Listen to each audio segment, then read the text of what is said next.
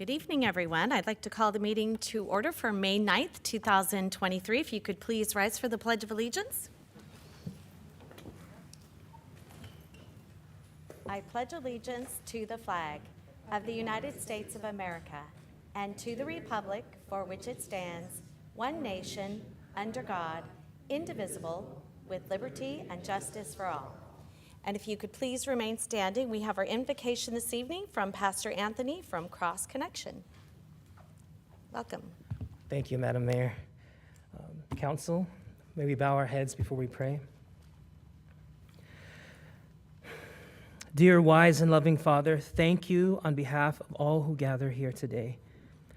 Thank you for your many and abundant blessings. Thank you for life itself, for the measure of health we need to fulfill our callings, for sustenance and for friendship. Thank you for the ability to be involved in useful work and for the honor of bearing appropriate responsibilities. Thanks as well for the freedom to believe in you or not to believe. Thank you that you love us even still. In the scriptures, you have said that citizens ought to obey the governing authorities, since you have established those very authorities to promote peace and order and justice. Therefore, I pray for our mayor and for the various levels of city officials, and in particular for the assembled council. I'm asking that you would graciously grant them wisdom to govern amid the conflicting interests and issues of our times. Grant them a sense of welfare and true needs of our people, a keen thirst for justice and rightness, confidence in what is good and fitting, the ability to work together in harmony even when there is honest disagreement, and personal peace in their lives and joy in their task. I pray for the agenda set before them today. Please give an assurance of what would please you and what would benefit those who live and work in and around our beloved city of San Marcos. It is in Jesus' name I pray. Amen. Amen. Thank you. Okay. Mr. Skollick, could you please give us the roll call? Yeah. Councilmember Musgrove? Here. Councilmember Nunez? Present. Councilmember Sanella? Here. Deputy Mayor Jenkins? Here. And Mayor Jones? Here. Okay, if the council could join me down in front, that would be great. We have a few things, a Smile Award and then some other proclamations this evening.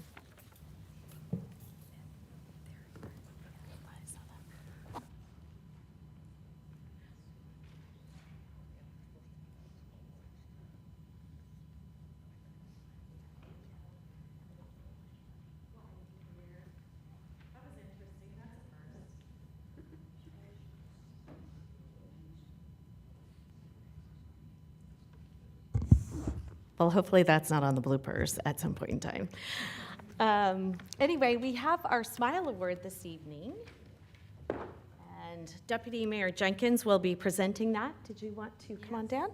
Okay. And if we could ask Jim and Linda to come down, please.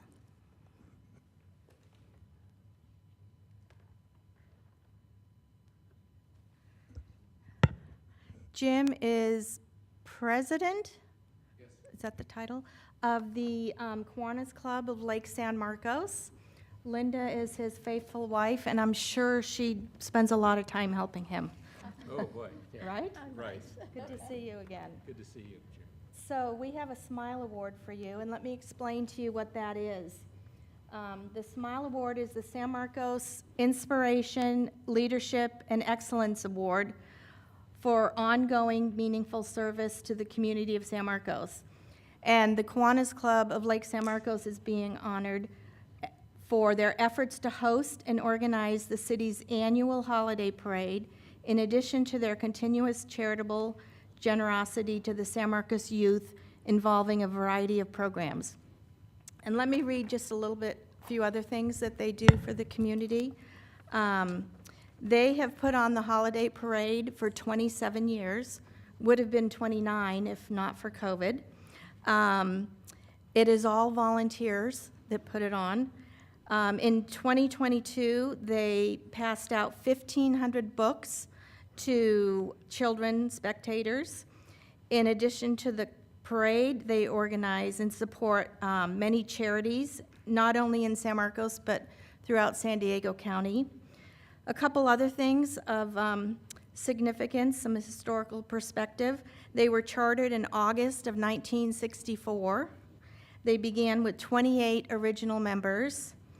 And in 2018, the Kiwanis Club of San Marcos merged with the Kiwanis Club of Lake San Marcos. In addition to hosting and organizing the annual parade, they give charitable contributions to the Arc of San Diego, Boys and Girls Club of San Marcos High School FFA, Kiwanis Children's Fund, Meals on Wheels, as well as providing volunteer drivers. I've seen you guys there before. And Rady's Children's Hospital Foundation, San Diego Center for the Blind, and Solutions for Change. They also assist the San Marcos Education Foundation with annual grants. In 2022, San Marcos Unified Seniors received $9,000 in college scholarships, and they hope to fund $15,000 this year. They provide children's reading books to local schools, host an annual Christmas party for Camp Pendleton children, sponsor a local Cub Scout troop, and also the annual flag retirement ceremony. So it's really amazing if you think they do all this work with about 45 volunteers right now. And so we're very lucky to have them in the community and do the parade for us, and so thank you for everything you've done. Thank you, Sharon. Would you like to say anything about Sure, the club? sure. You I want would- a note? Your notes would help. I think you've really said it all. So I know Madam Mayor has been out to our community, and I know Councilman Musgrove has been there. You've been out to several of our events that we've had in the community. And I must say, we are honored to receive this award. We just granted a little south of $12,000 in scholarships for seniors in local schools, and it's been an effort because, as you know, with COVID and with other restrictions, and we just to have a small group, as Sharon mentioned, to support it. But we are looking forward to another good year and the flag retirement ceremony coming up, which is on the screen here. We retire that with a lot of the help of the Boy Scouts and Cub Scouts as well. So I'm honored, and thank you on behalf of the club. We'll have you come out and present this Yes. with us next week. Thank you. Congratulations. Thanks very much. Oh, Yeah. helping hand. Thank you. Thank you. Give you that. And Photo if- op? Yeah, he's gonna come, if you wanna come up here. Linda, you Sure. wanna join us? Oh, absolutely.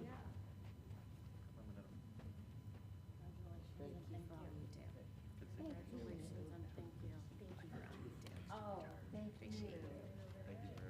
Oh, thank you. Should we go sit over there? Oh,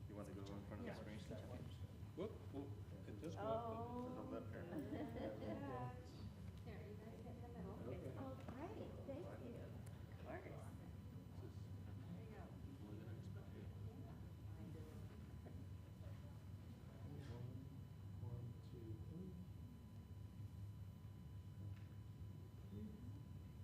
Thank you. Thank you so much. Thank you. Oh, yeah.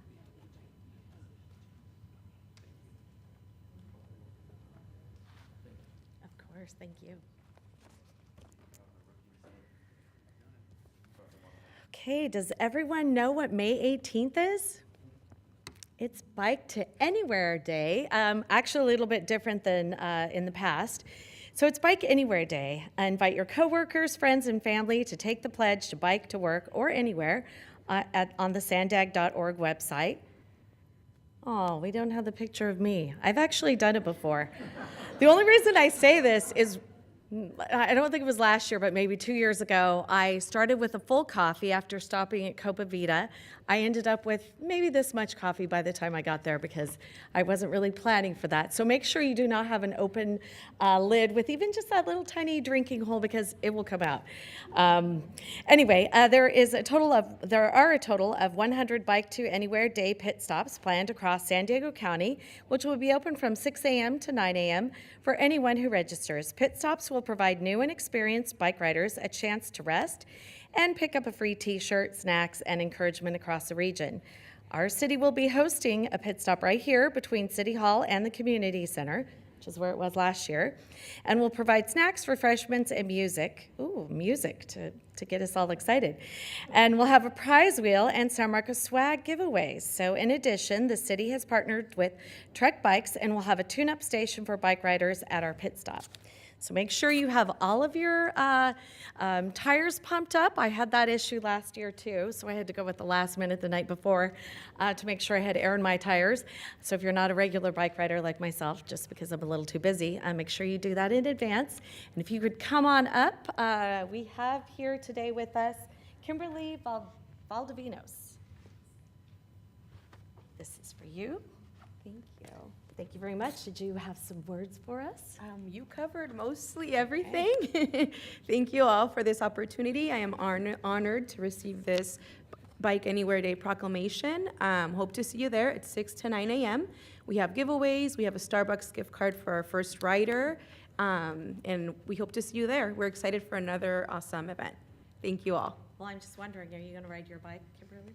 I have to set up really early, like at 4:45, so Okay, I don't. okay. So, We'll give you a I pass. don't so I don't think so, but I hope to see you there. Okay. Thank All right, you. Thank you. All right. Come on here.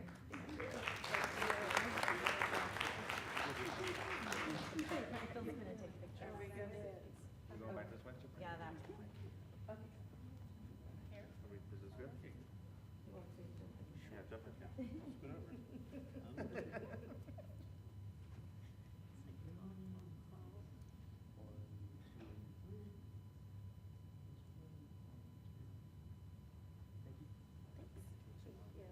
Okay. Then we have a certificate of recognition for Daniela Arditi. Daniela? Is she? Oh, there you are. I was like, wait, how could you not be here? Okay. It's so great to see you. Thank you for coming. Thank you so much. I appreciate All it. right, I'm going to read this real quick to talk a little bit about what you've done. We are presenting her with an honorable certificate of recognition for her prestigious national honor of being selected as part of the Music for All's 2023 Honor Band of America. Yes, Daniela plays the flute and piccolo, and the section leader is the section leader at San Marcos High School and principal flute of Wind Symphony. Daniela is president of the San Marcos High School Band's Mentorship Program and an avid participant in the Civic Youth Orchestra of Escondido. We are so honored to have you here today. You don't have to, but would you like to say a few words? Yes, You I would would? love to. Great. Have at it. There Thank you you. go. Well, thank you so much, everybody. I really appreciate this. I feel like with my experience through high school, it's very rare that a band kid gets this much appreciation and recognition. So it's really awesome for me to be able to represent my band. I started playing the flute in 6th grade, not to give you my whole life story, but I started playing the flute in 6th grade, and I actually switched into band late, but I was convinced by one of my friends, and since then I've just been completely hooked. I've loved every second of it. I feel like it's opened so many doors for me, and it's been just such a healthy and loving environment. I'm going to go to Cal State Fullerton to pursue music performance and education, so I hope to continue to do that. And honestly, the National Honor Band was one of those things that just emphasized the fact that this is what I want to be doing for the rest of my life, because it was such a amazing opportunity to meet people from all over the US that I wouldn't have met ever, and I was surrounded by just this amazing level of musicianship that I could have never imagined. My director, Mallory Thompson, I have no words, just mind-blowing, and is just one of those rare people that you only meet in something as special as music. And I would also like to invite you all to my senior recital, which is June 6th at 8 p.m. It's at San Marcos High School in the theater. I do get credit for how many people show up. So if you want to give me credit, and Mayor, if you'd like to come, I get double credit for you being there because you're important. Yes, I do. So it would mean a lot to me if you were there. I'm going to be dedicating some pieces to my parents, but they don't know, so don't tell them. And yeah, I really appreciate this, and it's just so awesome for me to be here. That's my teacher, Jane, and I wouldn't have been able to do it without her, so thank you. Aw, congratulations. Thanks so much. for you. Thank you. We're going to take a quick picture if you don't mind.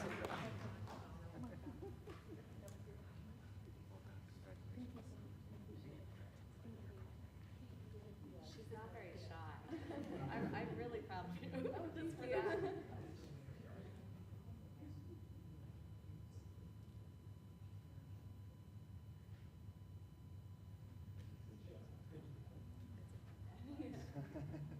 Congratulations. That's so awesome. Oh, no, of course. Water safety. Okay. Important, not the greatest subject, but. Okay, so we have Stephanie Wilson here today. It is Water Safety and Drowning Prevention Month. Not a great topic, but definitely something we need to talk about.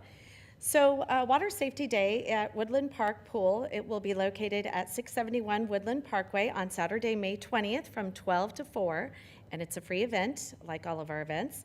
The world's largest swim lesson is a nationally coordinated event where kids are taught about water safety all at the same time around the country.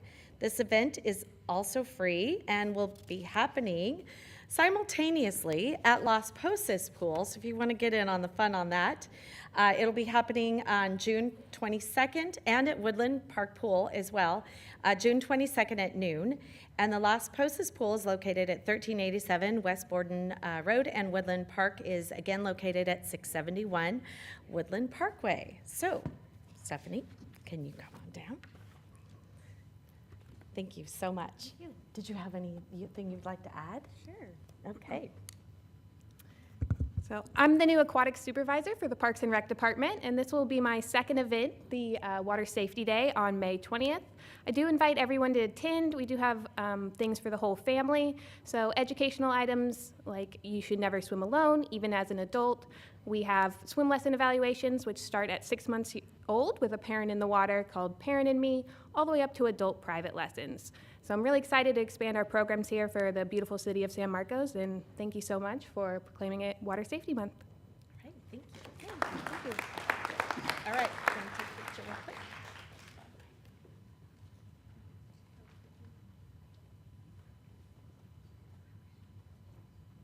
Is it girls on one side and boys on the other? Thanks again.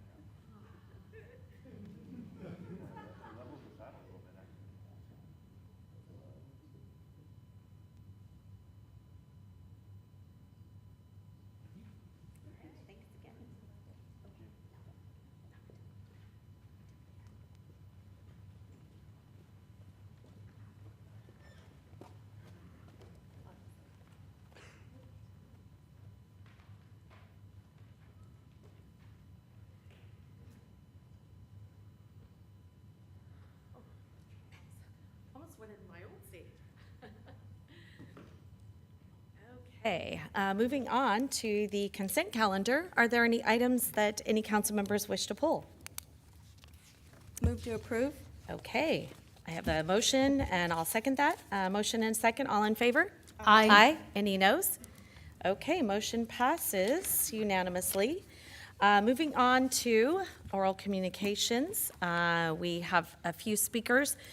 So we normally have about 15 minutes. I think we will probably do the first, probably 5 at least, and you have 5 minutes. So the first speaker will be Nicholas McMahon, followed by Ben Fox, and then Lydia Harry will be third.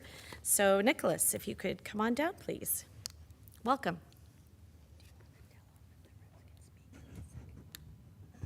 Welcome, thank you. I'll address everyone in the council, including Ed Musgrove, because I'm a member of District 4. I'm a homeowner in Santa Fe Hills, and my oldest daughter was in lockdown at Paloma Elementary during the shooting we had at the Cerros de las Posas Park. That was somewhat recent.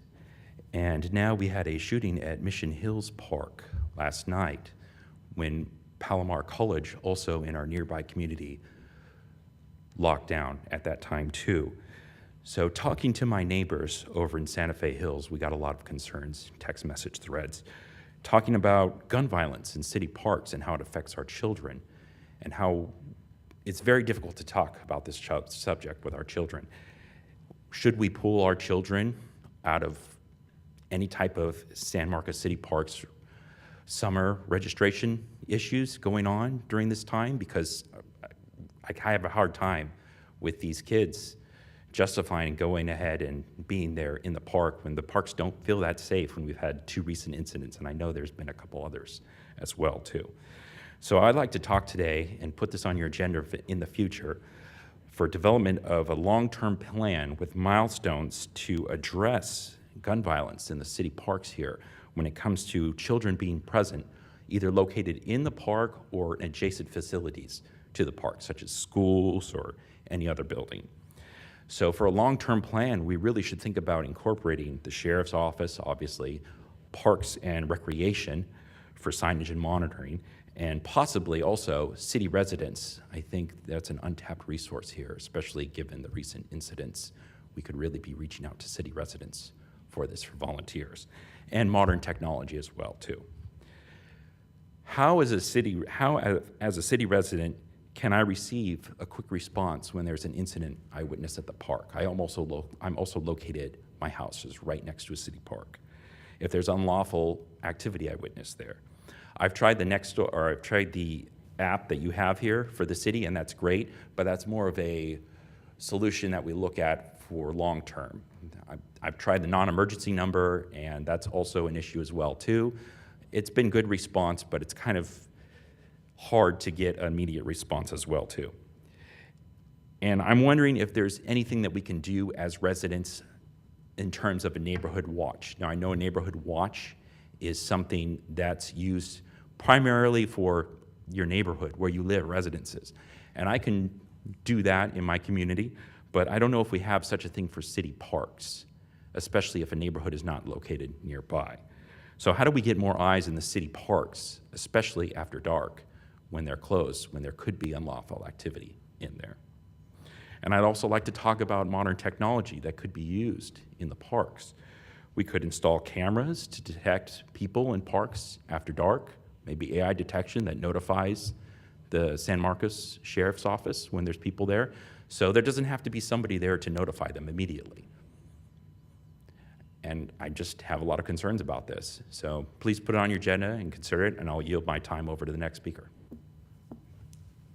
All right, thank you.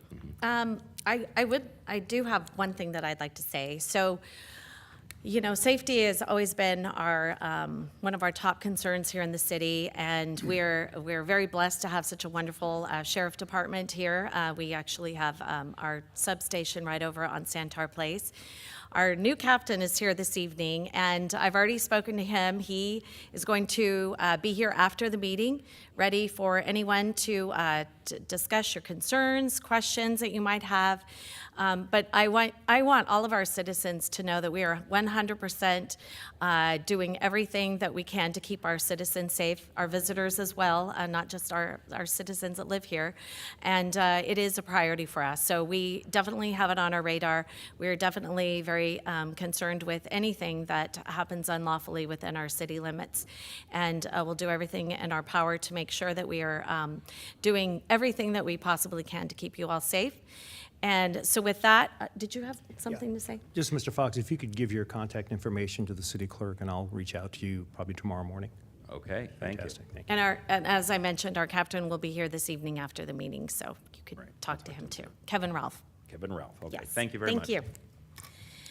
Okay, our next speaker is Ben Fox, followed by Lydia Harry.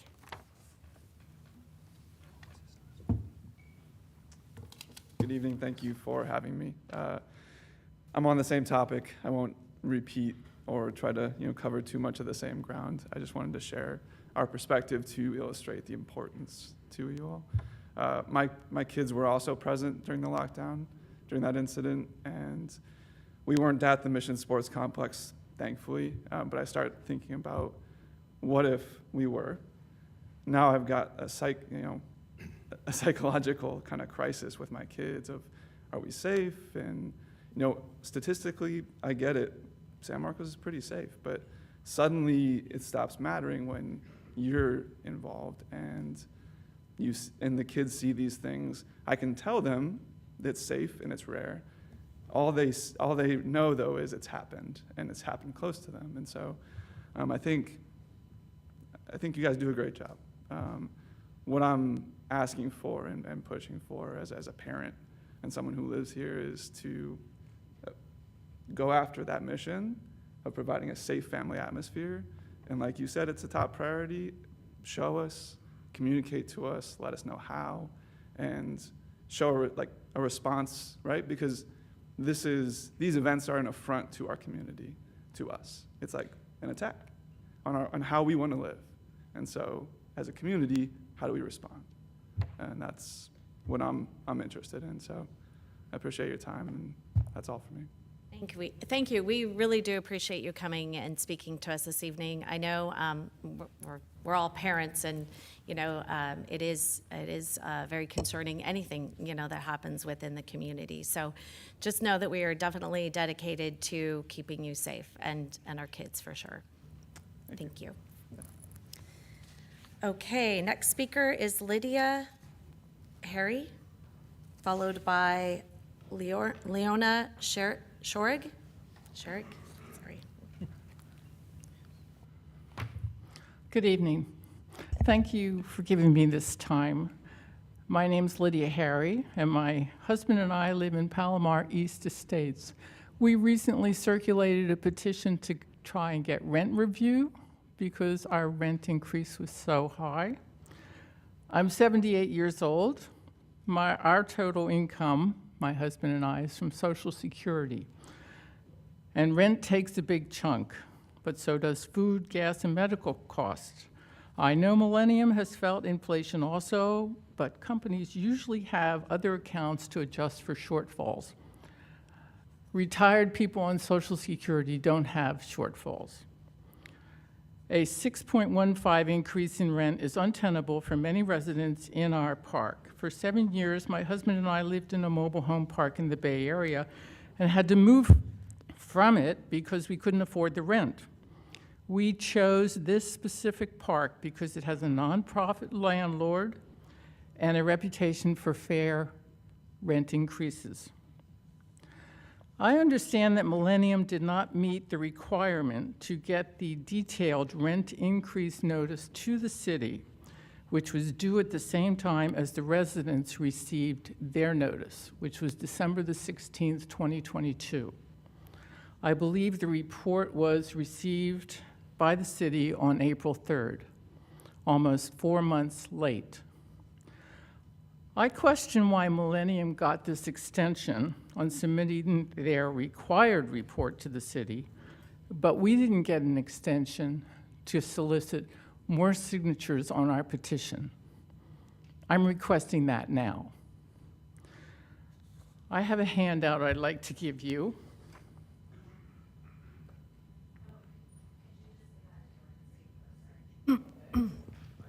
Phil Skollick, thank you. Yeah, he'll get it to us. Thank you. In our February 23 magazine, The Breeze, the Millennium Memo, which is something Millennium puts in every magazine, signed by George Turk, stated that, quote, on the date we sent out the notice, the San Diego County Cost of Living Index had increased by 8.2%, unquote. The rent increase, as I said, was dated December 16th, 2022. As you can see from the table, the San Diego CPI was 8.2% in September. In November, it was 6.7%, and in January, it was 6.4%. You can see from the chart that it confirms the CPI for December, which was when the announcement went out to the residents and also when the report was due to the council.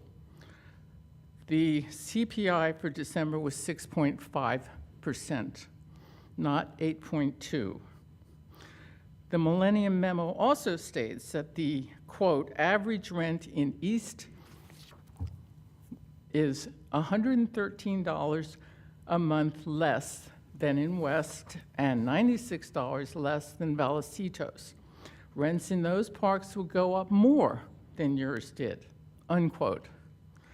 West is overall a more expensive park and has more and nicer amenities than East does. And Vallecito's rents did not go up more than ours. It went up 3%, not 6.15. So, if we are to have a new rent level this year, I ask that it's based on math and current CPI data. Based on this conflicting information presented by Millennium, I request a rent review. If a rent review is not approved based on this new information, I request additional time, as Millennium received, to collect signatures for our petition. And let me add, we really like living in Palomar East, and we want to be able to stay there. Thank you for your time. Thank you very much, Lydia. Does our staff have your contact information? Do you know? Okay. Could you make sure, I'm gonna hand this back over to them, make sure that we have your phone number. This is not agendized this evening, but we will be able to reach out to you. We do have a very clear path that we must follow on the rent control ordinance, and making sure that we are following it, making sure that that everyone's following it. So we will look into it and get back to you. Yeah, I'm concerned that their basis for the 6.15 was based on the 8.2, which was not correct. Well, we'll look at all of the information and we'll be able to get back to you. So I should give it to? Yes. All right. Yeah, I'll thank do you. it after the meeting. Thank you so much, of course. Okay, next will be Leona Sharing, followed by Leanne Porman, and then we will be taking the rest at the second open communications after our public hearing. Okay, Leona. Okay, my name's Leona Sharing. When I considered buying my home in Palomar Estates East in 2013, I was told the park was under rent control as well as being a nonprofit park for low to very low income housing. I was promised my space rent, while it would increase only by 1% to 2%. When discussing this with a friend, he said that while that doesn't sound too high, you need to consider that this will be 10% increase in 10 years. I did like the park and the house, so I thought it would be manageable. I couldn't afford to buy a regular house in North County. What I didn't realize at the time was that I would become disabled, nor that when I hit 65, when Medicare would start, I'd be forced to do a spend down of my savings in order to get low-income Medi-Cal health care, and that I'd only be allowed to keep $2,000 in assets other than my car and my home. This is the same situation that many other residents in the park are in. Last year, we've been price gouged for gasoline, food, SDG&E prices have gone way up. There's only so many ways that very low-income residents can tighten our belts till it can't be tightened further. Moving somewhere cheaper is not an option, especially when you've got less than $2,000 in order to do so. Many of us are living on our meager Social Security income, and mobile homes are not really mobile. I was told that even older homes such as mine can be moved for thousands of dollars. If I could find somewhere that I could afford the land to move to, they can't be moved to another property in California. Affordable housing costs for low-income households as defined in state law is not more than 30% of the gross household income, with variations. Housing costs commonly include rent, mortgage payments, utilities, gas, electricity, water, sewage, and garbage, recycling, green waste, and property taxes, and insurance for owner-occupied housing. If this park is supposed to be for low and very low income, the 2023 figures for very low income is $11,550 or less. And rent guidelines for this amount of income that are to use towards rent are to be less than 1/3. So why would the City Hall approve our residents paying almost 3/4 of our income in rent? My space rent for 2023 is $6,505.80. But the actual lowest amount paid to Palomar Estates East, because we have to pay park utilities for trash, water, and sewage, will be $7,523.64, leaving $4,026.36 for any other living expenses. Further broken down, that's just $83.90 per week. And can you imagine living and trying to survive on that? If if San Marcos City Council's goal is to end homelessness, why are you allowing Millennium and George Turk to rush forward in his goal for $1,000 a month space rents by 2030, which will make hundreds of the seniors homeless due to not being able to afford to pay rents?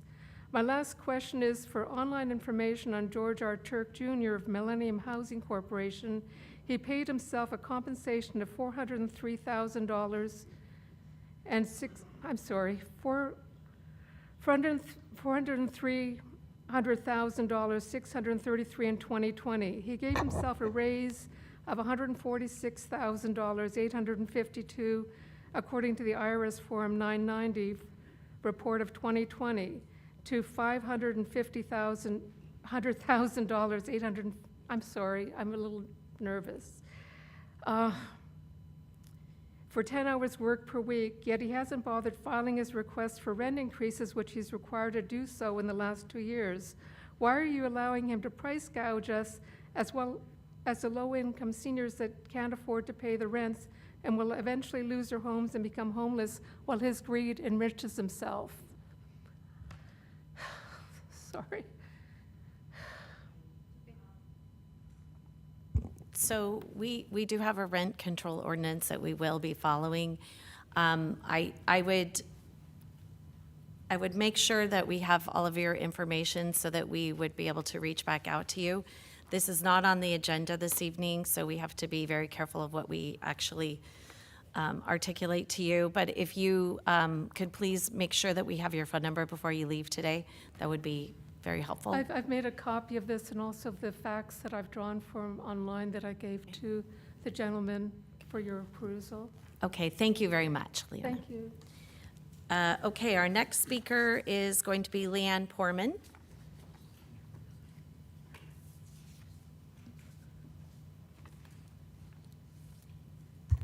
Mayor Rebecca Jones, I'm so glad to see you again and all our staff here. I have talked to Sylvia, and I've also talked to our city attorney, Helen Peak, and I'm hoping that you guys will all take into consideration what has been said here tonight. We have people that are very concerned. I have a lot of people here from Palomar East that are sitting behind me. And again, I want to thank you for looking at things and keeping it in line. Thank you very much. Thank you. Okay, the next batch of public speakers, we will be after we are going to our public hearings, and then we'll come back to that. So we do have one more, for the rest of our speakers, we have 5 more speakers after in our second public speaking oral communication time. So moving on to public hearings, item number 6, Resolution 2023-9135, CDBG, which is Community Development Block Grant Program Year 2023 to 24, Annual Action Plan Approval. Do we have a presentation on this? Yes, I'm just going to make a quick comment. I want to disclose for the record that I am a board member, volunteer board member, not paid, on the San Marcos Promise, who possibly will be receiving some grant money tonight. Okay, thank you, Deputy Mayor. Moving on to our staff presentation. Thank you, Madam Mayor, council members. So this is the annual CDBG public hearing. If you want to pop up the next slide there, Phil. So CDBG, Community Development Block Grants, these are federal grant funds that come to most cities in the country every year. It's based on the amount that a city receives is based on income levels, census tracts that qualify under certain income levels. And so we get an amount of money every year. It's roughly in the plus or minus $700,000 range annually each year. There's a number of things we're allowed to use it for, which the slide indicates. We can use it for nonprofits. We can use it for fair housing. We can use it for public improvements to community facilities. The caveat on that is that if they're not ADA handicapped accessible related, they have to occur within the eligible census tracts within the city, which is probably less than a quarter of the land area of the city is eligible. We can use it for handicapped accessible improvements. Those can be on a citywide basis. And then obviously, we're allowed to use it for the cost that we incur in managing the funds. If you want to go on to the next slide. So this year, we're expecting to receive about $710,000. This number's sort of been dropping a little bit each year. Every once in a while, federal government talks about getting rid of the program, but they never actually manage to do that. And then we have some money left over from prior years. We do have a requirement to spend this money within a few years, so we just can't let it roll and build up. We do have to, if we're going to use it for capital projects, we have to use it pretty quickly, and you'll see in the presentation one of the capital projects we're talking about it. But between the prior year funds and the expected funds we'll receive in the next fiscal year, about $1.5 million total of funding available. Go ahead, Phil. So this breaks down by the category. Sorry if it's a little harder to read, but you can see right on the top is the admin cost. That's a cap. We're only allowed to charge a certain percentage to recover our costs, so we actually don't recover all of our costs in managing the program, but that is the amount that we're allowed to use. We have an amount of money that's built within that administration for providing legal services for fair housing. So folks that are in low-income residents that might have an issue where they might need some legal assistance with respect to a housing issue, we do provide this funding so that they have access to that services if they want it. We have a number of nonprofits that submitted requests. Part of the process is we do a meeting earlier in the calendar year where we let nonprofits within the city know that there's some amount of funding may be available. And so they'll submit applications. We funded all of the nonprofits that did submit an application.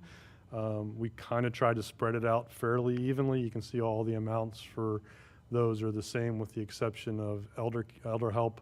They requested a little bit less, and so we're putting in the grant what they've requested, the $15,000. We spread out the balance of what was available within the nonprofit pie evenly around the other ones. It's always a little tricky. You don't want to play favorites across the various nonprofits because they all do such great work for the community. And then there's the largest piece of it, which is the capital projects. We typically use it for the handicapped accessibility, so that would include any facilities that we have that may need handicapped accessibility. It's mostly used in intersection improvements. The requirements do tend to change in the American Disabilities Act on what curb ramps and things like that have to look like from time to time. And so we're constantly sort of trying to keep up with that. And so we do use these funds to bring curb ramps up to the current level of compliance. Within last year's funding and this year's funding, $400,000 in each year is for the Richmar Park Phase 2 project. So we built Richmar Park down there over by the post office 5 or 6 years ago using CDBG funds. And there is a Phase 2 project to that park, which hopefully with the $400,000, if the council approves this program, will fully fund Phase 2, and then we'll be able to move that project forward towards construction and completion. So that's the summary of the program. It's pretty consistent with the program in the past. Like I said, it's not enough money to do any really major capital projects with it. And the time frames to spend it are such that we can't really do it long-term projects. We have to, if we're going to do a capital project, it has to be one we can put the money together in a year or two and get it done. If we don't spend our allotments, then they'll start to reduce what we get. So we always want to avoid that. So, sorry to put you on the spot, but on the Richmar Phase 2, what are some of the projects that will happen? So the major components of the second phase is a shade structure. As you know, we have a fairly large area there without a shade structure. It's a pretty hot spot. Half basketball court, and then assorted additional sidewalk and landscaping is the components of the second phase of the project. So the half basketball court, that'll be like what we have over at Bulow Park? Yeah, we have a half at Bulow. I think we have a half at Santa Leo. We have a few parks that have half courts. I think we also, don't we have one at Connors Park, or no, is that a full? I can't remember. I think Connors is full. Okay. Yeah, but we do have some parks with half courts. And so will people be able to, are there picnic tables also? Those are already existing. And There's- those can be reserved for people when they want to have parties and that sort of I'd thing? have to or- check with Parks and Rec whether Okay. we have that park, use that park, because that's not really a community park, it's more of a neighborhood park. Right. So I'd have to check with Park and Rec and see if that's part of the reservation program. Okay, all right. All right, any other questions? Yes, Councilmember Musgrove. Yeah, this is my first look at this list, and I just, as another disclosure, I remain a volunteer driver for Meals on Wheels for the Special Programs Department. I'm a volunteer once a year for Meals on Wheels, if I'm supposed to disclose that. I don't get any money, but I do it because I think it's a good thing, so. And for the record, I'm a volunteer, have been for many years at the Boys and Girls Club, specifically with their auction committee, which is unpaid and just an annual opportunity to give back to a great organization. Should we say everything that we do? I actually, for the Boys and Girls Club, I do throw golf balls out of the helicopter for their annual golf tournament every year. I don't know I that take my even the life in my own FPPC hands. would require you to go to that level of Okay. detail. These are all uncompensated volunteer or director positions, which under Government Code Section 1091.5 classify as non-interests as opposed to remote interests or of financial interest. So having disclosed those various participatory efforts on the official records of the proceeding, I think you are all safe to participate and to vote. All right. Even though mine's kind of risky, I'd just say. We all volunteer, but I don't think any of us are compensated one way or the other. No, Yeah, okay. no, it's for the good of the community. All right, any other, Compensated for this gig, so. any other questions? Yes, Councilmember Nunez. Thank you, Mayor. A couple of questions that I've been asked about the allocations for the organizations that are identified. Can you share a little bit about how, I know you said that this was a breakdown and we try to be fair to the organizations, but you did say that we asked for applications. So can the organizations one organization ask for the full amount? And would we fund them for the full amount, or how do we end up sort of allocating this for the organizations identified versus the amount that's set aside for the projects? The organizations can ask for whatever they want. We tried to, I believe the amount, the $18,306.24 is less than what those organizations actually asked for. Like I said, we tried to be, we tried to take care of everybody who filed an application. Try not to pick and choose winners. It can be a really difficult thing to do that, because obviously all of these organizations provide great services. So rather than try and judge one against the other, we thought it was more appropriate to just recommend essentially the same flat amount for all. But they're perfectly willing to ask for whatever they want to ask for. Obviously, the council in the end has only a finite amount to distribute, and we really do need to keep a large percentage of this for the capital projects. We do need to keep up with those ADA improvements. There are issues that can accrue to a city that falls behind in converting and keeping its public facilities in compliance with the American with Disability Act. So this is the best funding source we have for that. So, but there's no magic to this. It was more of just trying to be even-handed. One of the organizations that stands out that's not listed here that provides a lot of direct services to our residents and in the region is Interfaith. Did they not submit an application? Interfaith typically doesn't submit an application for CDBG. We do provide them funding from our affordable housing funds for their efforts with respect to homelessness. So, but they typically have never, as far as I can recall, they've never been funded through the CDBG program. We've always funded them through our affordable housing funds. And then looking at another organization that we rely on for services is Legal Aid Society of San Diego.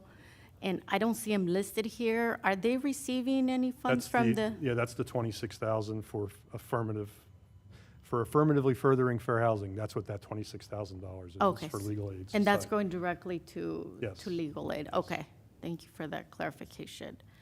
And then one more question that I've been asked, or I get asked sometimes, is we do have our community foundation.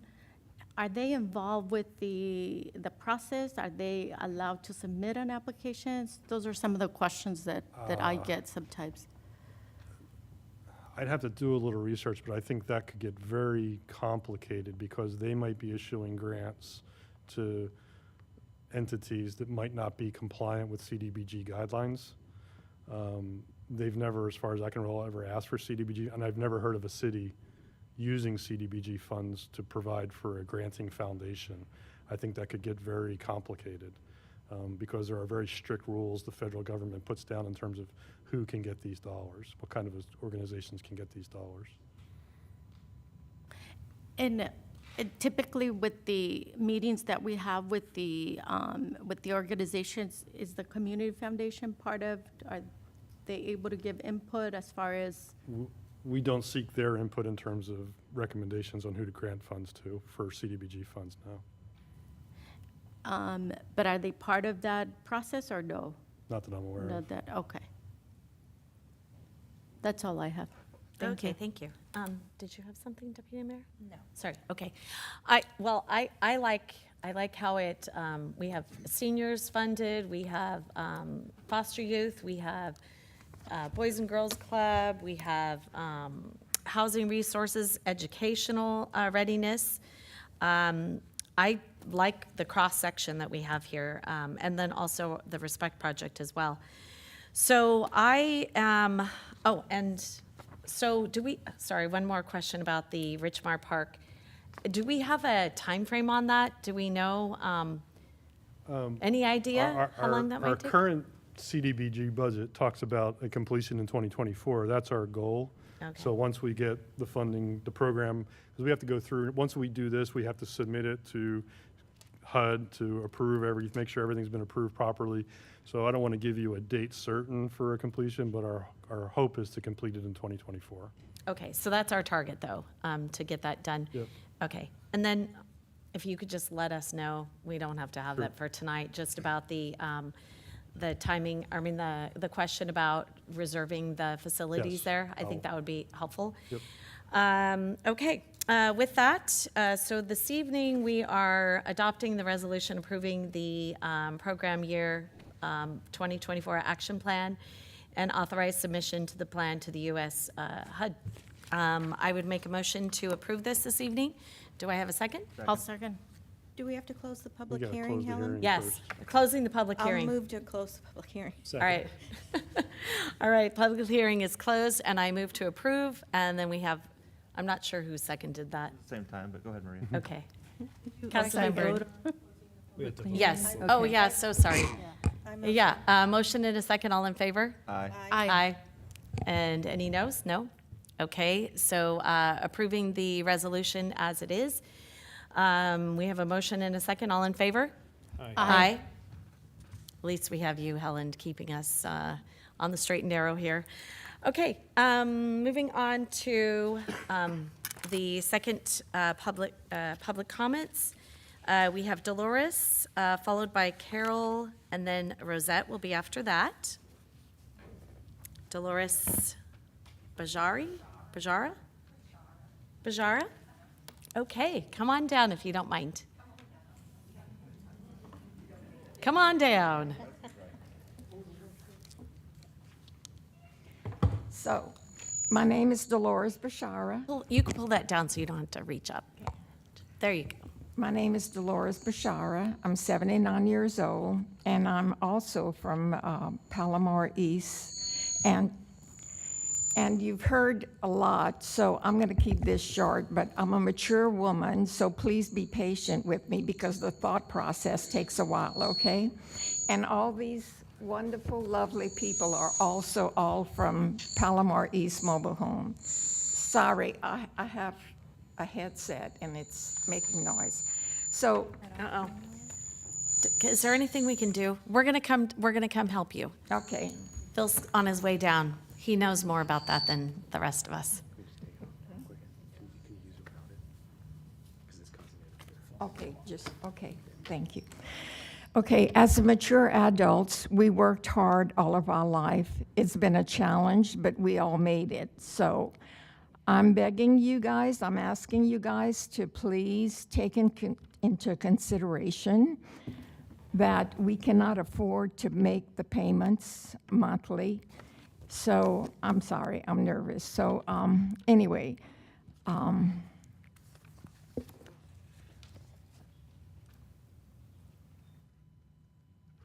so I'm asking you guys, please, to review this and so we could lower our payments. Thank you. Thank you. Our next speaker will be Carol Gandel, followed by Rosette Garcia, and then Marlene Walder will be after that. Mayor Jones and all, it's good to all see you all. I'm here representing the San Marcos Community Foundation, and specifically about the CBD report. We're glad to see that we were mentioned several times, and I want to thank Jack for actually answering a question that I had with regard to if there was some extra funds transferring it over to us so that we could actually spend it, but apparently we can't do that. We do have several of the same clients, if you will, people that groups that are being funded through this funding that we also provide funds to, but we have limited amounts, as you know. We are working very hard at trying to make sure that we start raising some additional funds. We think that the report raised some, was excellent, raised a lot of good questions and covered them. It also referenced the foundation several times and mentioned that the city was working with the foundation with regard to doing some of the funding, and that raised only one question for me. Obviously, we get an enormous amount of help from Phil and his staff. We could not do the work that we do without them. Is there something else that the city is doing that we don't know about that is collaborating on some of this funding, or is there something that we could do better to work with the city? Or does this need to be an arm's length process? Well, it's an arm's length process, and my apologies. I didn't see that you were under agenda item number 6. It was with all of my other public comments. So my apologies. I didn't see that. I think our city attorney would be able to weigh in on this maybe at a later time, so we could get back to you if that's okay. That's fine. That's Okay. fine. I mean, I think otherwise, Colleen Lukoff, who is our president, I'm the vice president. We are very appreciative, and we are glad to have the opportunity to do what we do, and this additional funding means that groups can get more money than we can possibly give, so we are grateful for that. So let's keep up the good work on this as well. Thank you. Thank you, Carol. Rosette Garcia, followed by Marlene Walder, and then we will have Lauren. Oh, gosh. Lauren, I'm so sorry. Holman. Okay, Rosette. Thank you. Good evening, Mayor Jones, Deputy Mayor Jenkins, Council Members Nunez, Sanella, and Musgrove. My name is Rosette Garcia, and I'm the president of the League of Women Voters of North County, San Diego, on whose behalf I offer this public comment. The League of Women Voters is a nonpartisan grassroots civic organization with more than a century-long history of providing unbiased information, fact-based information to voters so they can make informed choices at the ballot box. We count about 200 members in North County, many of them from San Marcos, and we celebrated 60 years in North County just last year in 2022. We have been moderating candidate forums for local races in North County for most of those 60 years. I don't know, maybe you've been involved in one of our candidate forums. Our moderators are deeply trained to be impartial and fair, and every election cycle we get many requests from individuals and from community organizations to moderate a forum. But recently, as a result of concerns about hostile environments and sadly a decline in civility, we have found that candidates are more and more reluctant to participate in these forums. It's a loss for our community, we think. Voters deserve the opportunity to hear candidates answer their questions, and candidates are entitled to a fair civil format with an impartial moderator where they can discuss issues, demonstrate their knowledge, their personal attributes, and present them to future constituents. Candidate forums provide that, and when they don't take place, voters and candidates are both deprived. But we believe you can help, and that's why I'm here tonight. The League of Women Voters of North County, San Diego requests that you agendize our proposal for the City of San Marcos to host candidate forums for City Council and mayoral races for future election cycles. We believe city-based forums are the most effective and efficient platform for candidate forums because the city has the facilities and the technical capabilities to make the forums accessible to more voters, which has the added benefit of increasing candidates' accountability to the public that they wish to serve. Importantly, it will demonstrate the City Council's commitment to our shared values of fairness, civility, and transparency. We have hosted candidate forums, you might like to know, sponsored by the City of Del Mar for several of the last election cycles. So we have experience collaborating with the city to do that. And those candidate forums have been very successful with full candidate participation and excellent public involvement. Our goal is to make this opportunity equally available to all residents in North County. So please let us know when you are going to take up this topic, because we would love to come back and discuss it with you and offer any help. Thank you so much for your consideration. Next public speaker is Marlene Walder, followed by Lauren Holman.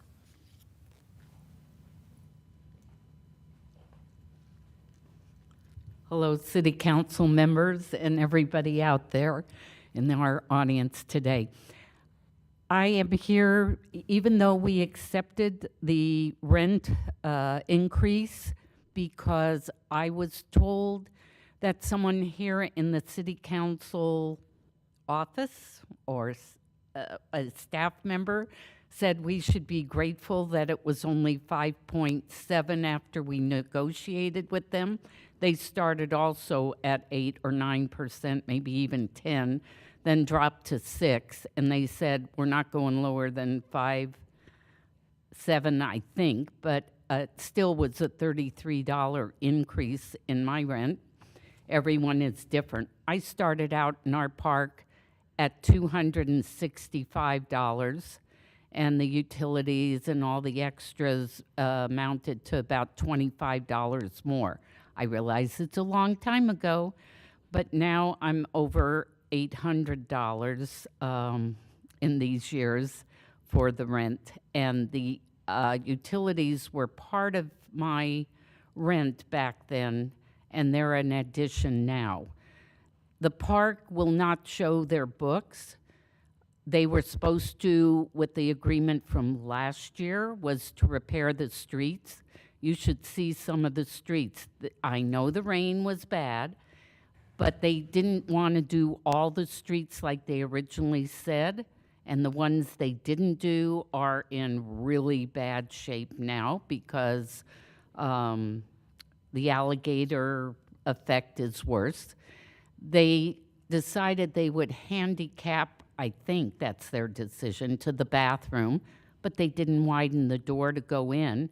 And instead of 2 toilets in a bathroom, they now made one, with just one big bathroom with the toilet out in the open, and the window had been broken so you could see right through to the person sitting on the toilet. The swimming pool deck, they said, oh, we did the deck after they got the increase. And as I said then, if you don't resurface it and bring it down to the basic, there's already hunks out where people are tripping. The jacuzzi has not worked since the rent increase, except for, I think, a week. And so they claim they're going to fix it, but it's been over 5 months, and I don't know. You said someone was going to contact me from the city about the windows. John called me and said, oh, the park, the mayor by accident said the wrong thing, and the park is responsible for doing the fixing of the windows, which was supposed to happen, I mean, it's 5 years, but it was supposed to happen after COVID was over. Well, COVID is over. I mean, I don't know what their excuse is. The windows are missing, my rubber is not in them. They were supposed to repair my windows. That I don't care about. It's the rubber, because I don't want the glass to break into my garden. I feel sorry for them. They're getting the same kind of rent increase. But our park is a low-income people also, but the new people don't feel the same way because they're spending $300,000 for a home that's worth $40,000, or was worth $40,000 back when I moved in. And they're spending all this money for it, so they're a little more affluent in their ability to pay. And so they claim that the homeowners president decided we were better off with that rent increase since the city didn't seem very receptive to not doing the increase. You gave them that opportunity and they didn't put the money towards anything that we can see that has been an advantage to us. I do a food bank at our park, and you have to be certified. I had to go to take a test and get a license to do it, and we used to be lucky to reach 50 people in a day, the day we do it, and today we had 75 before, I take it back, 65 in 3 hours. Thank you. Okay, thank you, Marlene. Next speaker is Lauren Holman.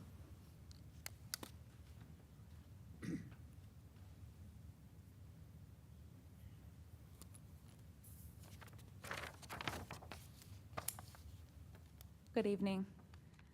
I'm here to talk about the same thing that these men talked about earlier. They were very calm about it. I'm going to try to be calm too, but I'm a baseball mom, so I don't know if that's possible. Last night, our babies were inches away from becoming a statistic. I have lived in this community for 9 years, and I take a lot of pride in this city. I'm a mom, I'm a teacher, and I'm a coach in San Marcos, and I consider every single one of these kids that have walked my path to be a child of my own. We don't have any more time to talk about what to do. We want to see immediate reform on our streets. 2 weeks ago, my 8 and my 10-year-old hid under a desk at Twin Oaks Elementary School for an hour while they were locked down. Mommy, don't worry, we found the best hiding spots. And last night, there were bullets on our baseball fields. San Marcos Youth Baseball is the highlight of our life. My son has played there since he's 5 years old. My husband coaches, and he serves as vice president. We spend countless hours at Mission Sports Park. What should have been a night of fun has turned into a night of emotional terror for the whole community. The league itself is taking action, and now I'm asking the city to do the same. Our community members put so much love into our city and into raising good humans. What is San Marcos going to do in return for us? Gun violence has no place on our streets, and we really want to see a focus, especially at our parks, where hundreds of kids are every single day, especially the ones that play sports and are out in our community. We need this to happen before my kids and before your kids become a statistic as well. Thank you so much for your time. Thank you, Lauren. I'm not sure if you were here in the beginning of the meeting, or the beginning when we had our first speakers. So our captain is here this evening, and I want to assure you, as well as the rest of the community, that our sheriffs are working very hard to get to the bottom of what happened, and your safety and our kids' safety is our top priority, as it has always been. And we will continue to work hard to keep everyone safe, and I just want you to understand that. And we're working hard to find out what happened last night. Thanks. I'll look forward to talking to him as well. Thank you. Yeah, he's actually going to wait until after the meeting, so he'll be here. It's Captain Ralph. Perfect. Thank you so much. Thank you. Okay. Reports. AB 1234. We had Sandag. One of the main items that we had, we were talking about the 2025 update, and what we talked a lot about was what we were going to do moving forward, what that was going to encompass.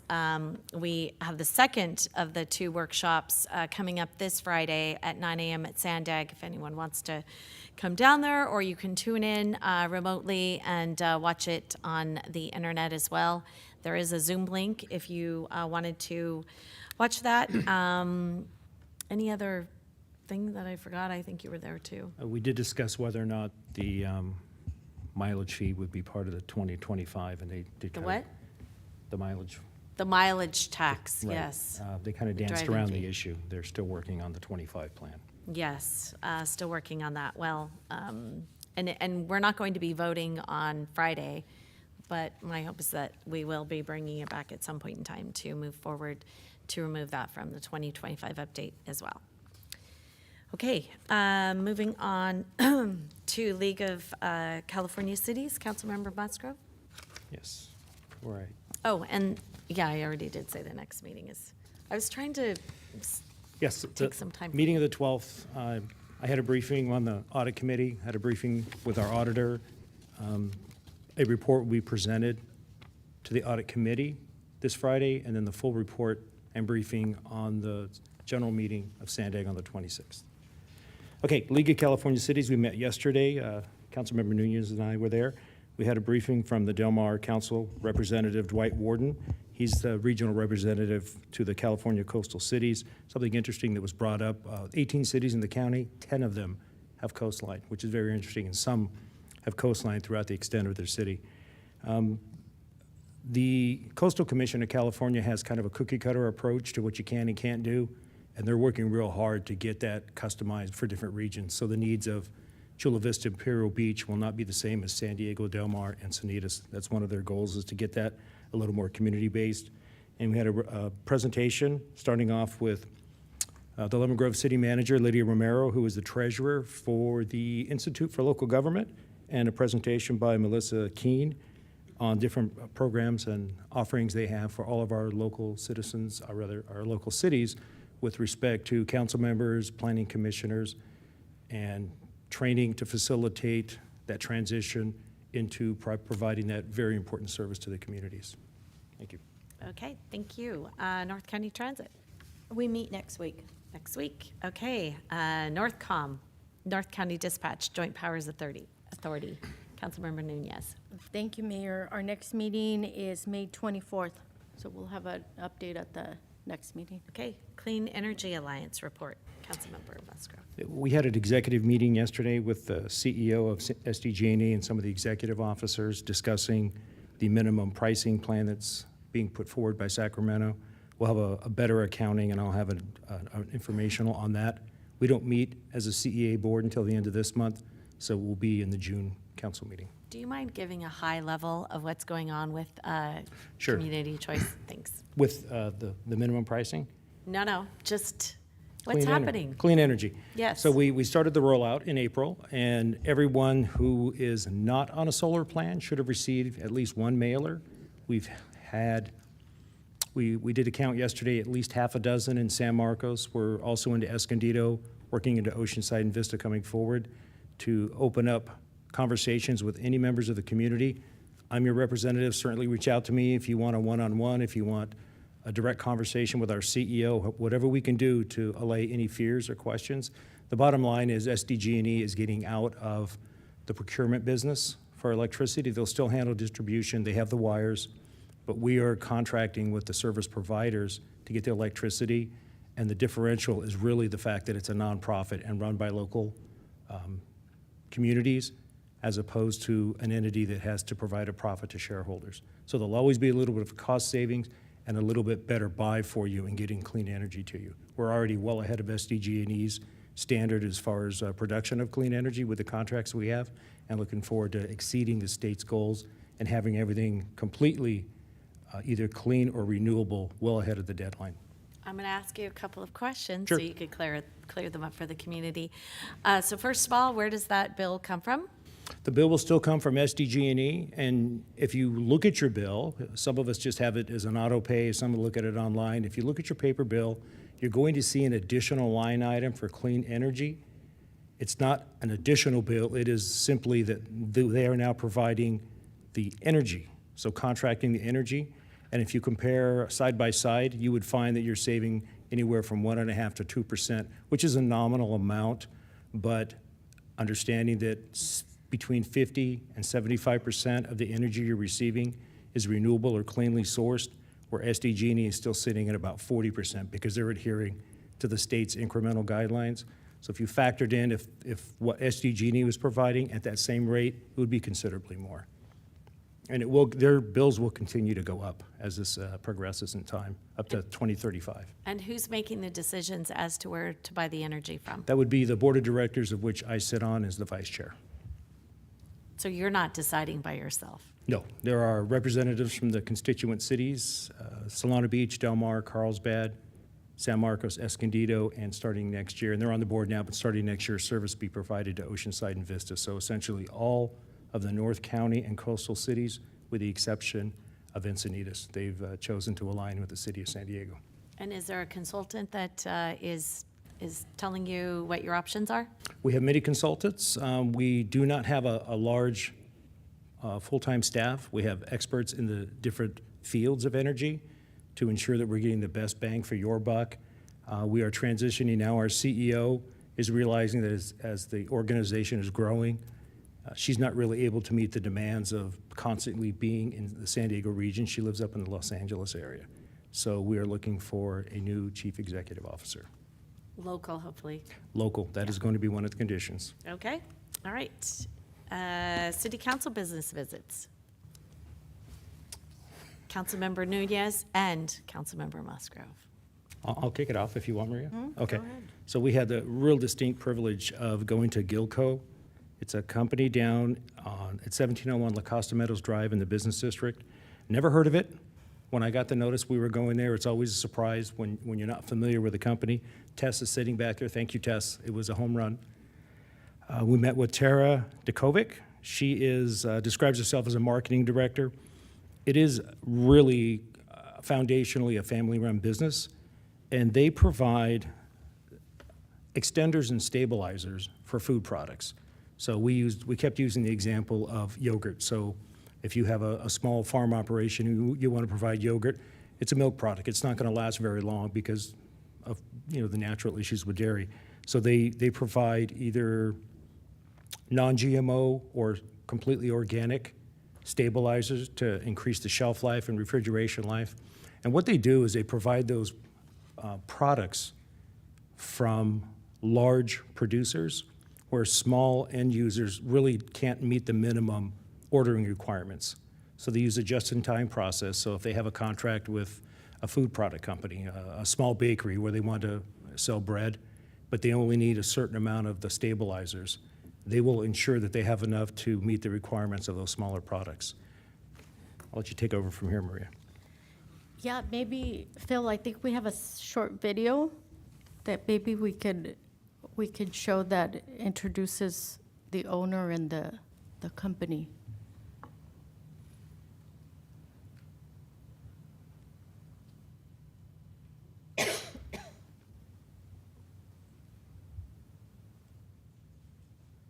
Here we go.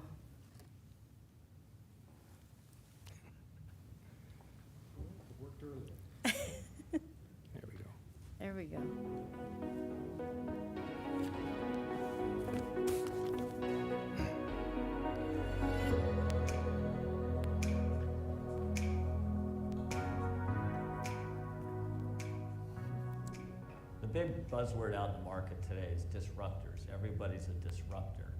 Well, we were disrupting 25 years ago. My name is Bill Gillies. I'm the CEO of Gilco Ingredients.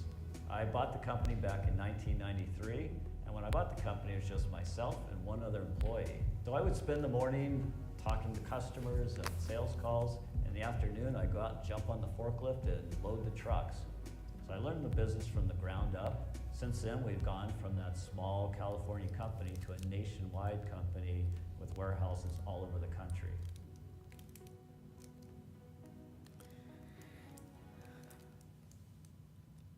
So that's the owner, Bill, current owner, and we didn't get to meet him. We understand that he spends most of his time in Texas now. But we were told that he bought the company in 1993 from his father, who had started the company in the 1980s. And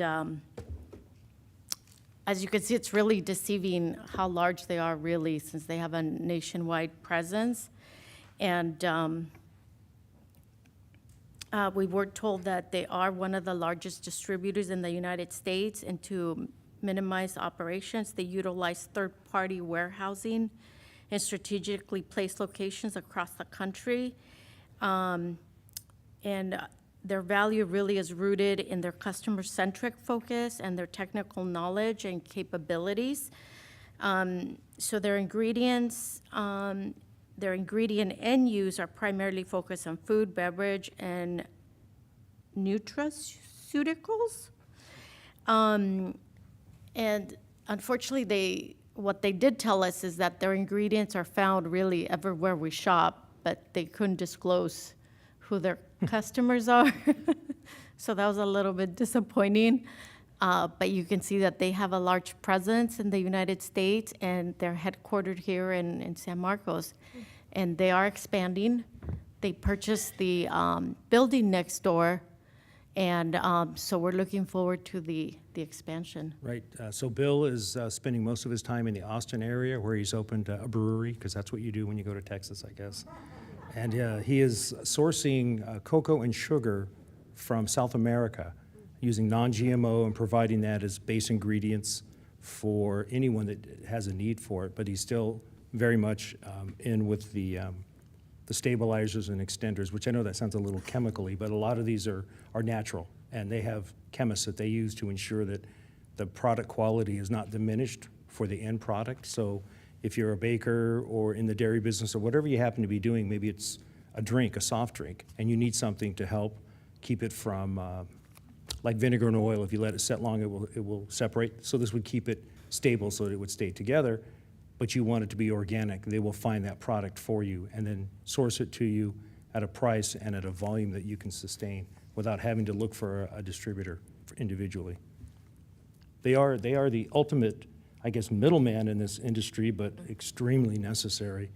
The larger companies, and they mentioned a few of them, that like Cargill is a big one. They'll go out and they'll get their own. They'll find their own sources. But for a lot of the businesses that are around here, if they're making product from scratch, they are ultimately getting from a distributor just like Gilco.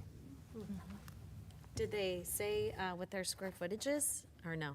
No, they are outgrowing their existing building at 1701, and they were able to pick up it's actually connected. Obviously, it was separated by a wall. It was a business that vacated surf-related, maybe surfboards or Yes. Oh. something. Was it the paddleboard place? That's or what the it was, surfboard? paddleboard, yes, thank you. Paddleboard, oh, okay. So they're in the Like process right now, and they were very happy to announce that they just had their permits all approved, so now they're in the process of deciding how they want to lay it out. Very family-oriented. Nobody walks around with titles, everyone walks around to help. They have areas set up specifically for the very few employees, 30, 35, I think? 35. That They said work there, 35. and they manage everything, and they're also very proud to announce when you call that company, no matter who you are, somebody answers the phone. You don't get sent off to a third party in another country or a voice machine. Somebody answers the phone, and they handle the transaction from start to finish. They will get everybody there that needs to be on the line to make sure you get your product.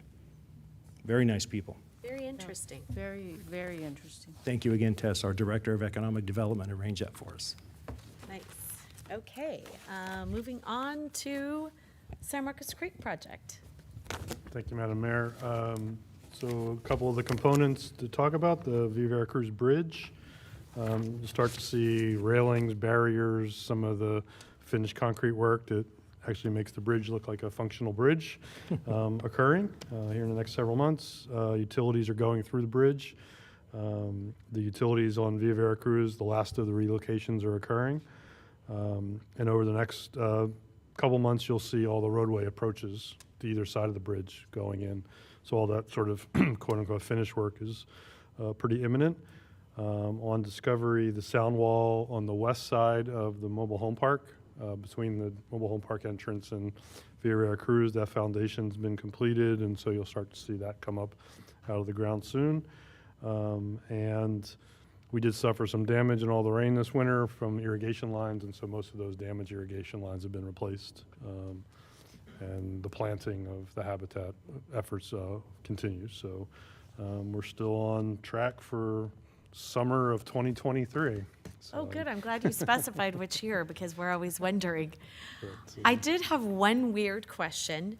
I did notice it almost seemed like a concrete curb all along the San Marcos Boulevard side of Discovery that has like, and then it's lower than the actual sidewalk area, or is there going to be a sidewalk there? I can't recall. I was driving down it and I was like, oh, I have to on ask. Discovery, yes, there's a sidewalk on Discovery. On the And then there's the walkway up on top of the levee there. Yeah, okay, Yeah, all right. yeah, I wasn't quite sure what that was. Right. Okay. Yep. I couldn't remember and I didn't have the drawing and I meant to ask, so. Okay, Mayor? awesome. Yes. I have a quick question, Jack. Could you tell us what's happening with the opening between Twin Oaks Valley Road and the Ralphs? So, Or the so the Discovery campus? project's a developer constructed project, not our project. They've told us that they should have it open from Twin Oaks to Rush by the end of the month. Oh, to Rush? Yeah, Okay, yeah, not all the way through. We don't want to open it all the way Right. through until we have Discovery finished through our project. okay. So by end of the month? Yep. Okay. So that'll open hopefully. up that Discovery driveway on the shopping May, center. the end of May. End of this month, yes. Okay, all right, just checking. Okay, We and always then, End of the month, I like that. That's pretty non-committal. Which Okay. month? okay, thank you. Okay, yes, Councilmember. Thank you, Mayor. And I know that this project's been long in the making, and it's certainly shaping up to what looks like it's going to be absolutely beautiful when it's done. And I know it's been a bit of a tough trek for the folks that live in that part of the city, but I think everybody will really appreciate it when it opens up. I was over in that area over the weekend, and I noticed the center medium on Craven, the new part. I think the developer's doing it, but we gave them kind of the marching orders of how to do it, and now we're making sure they deliver that. It looks absolutely fabulous. Yeah, it's turned out well. It came out really nice. I got a question while I was over there, though, from Discovery Hills. They're really concerned about having a U-turn at Craven and Discovery. And Jack, you and I talked about it when I first got on the council. I just wanted to just check in and see, is there any changes there? Is that still in the plan once they open up? At the new signal at Craven Correct. and Discovery. I'll have to check with Isaac on whether or not we think there's any potential turning movement prohibitions there. So let me check with Isaac and get you a more definitive answer on that. Yeah, That's thank an you. interesting intersection because it's loaded with two lights close to each other with bent. Yep. Yeah. So And I'm not a traffic engineer. It looks wide enough to me, but Yeah. I'm looking at it So just like, "Hey, it's wide." let me check right? on that and get back to you. Okay, great, thank you. Yeah, and looking forward to it. I did notice, I picked up a little, you said summer of '23. Are we still like in July? Not to put you on the spot, but. My biweekly report says most likely completion summer 2023. Okay, you're gonna stick to it. Those Well, are we- talking points. It's been a difficult catching back up after. With the rain. I get yeah. it, I get it. Well, thank you. Appreciate the The updates. hospital, I think, is opening in August. I think we actually have a date in our calendar already for that, so. Hopefully it's around the same time, hopefully before, but I guess. It would be kind of nice to have it all kind of go Yeah. at once, so. Well, just because it has been going on for so long, I mean, we talked about it before we actually even approved it, back, 10, 15 years ago, so. All right, any other commentary? No. With that, this meeting is adjourned.